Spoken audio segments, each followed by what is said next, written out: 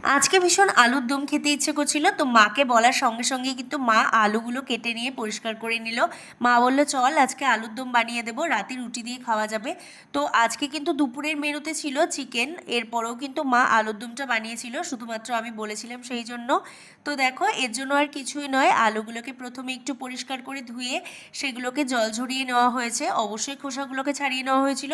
আর দেখো অন্য একটা মিক্সিং বোলের মধ্যে এখানে পেঁয়াজ, রসুন, আদা, কিছুটা পরিমাণে টমেটো আর একটুখানি শুকনো লঙ্কা আর একটু সাদা জিরে সব কিছু দিয়ে ভালো করে মিক্সিং বোলের মধ্যে অ্যাড করে এর মধ্যে একটু জল দিয়ে মিক্সিতে প্রেশার করে নেওয়া হলো।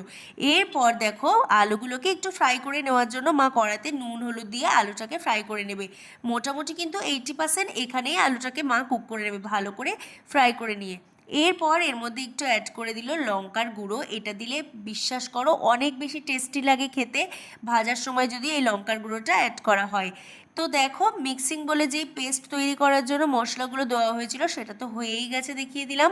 অন্যদিকে মা কিন্তু আলুগুলোকে তুলে নিচ্ছে যেহেতু ভাজা হয়ে গেছে।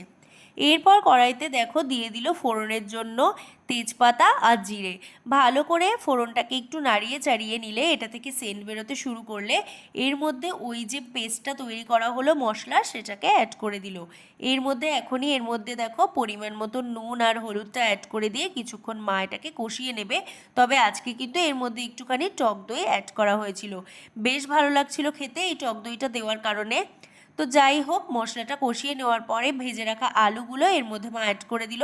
ভালো করে আবারও কিছুক্ষণ নাড়িয়ে চাড়িয়ে এটাকে একটু কষিয়ে নেওয়া হবে। এরপর এর মধ্যে পরিমাণ মতো জল অ্যাড করে দিচ্ছে।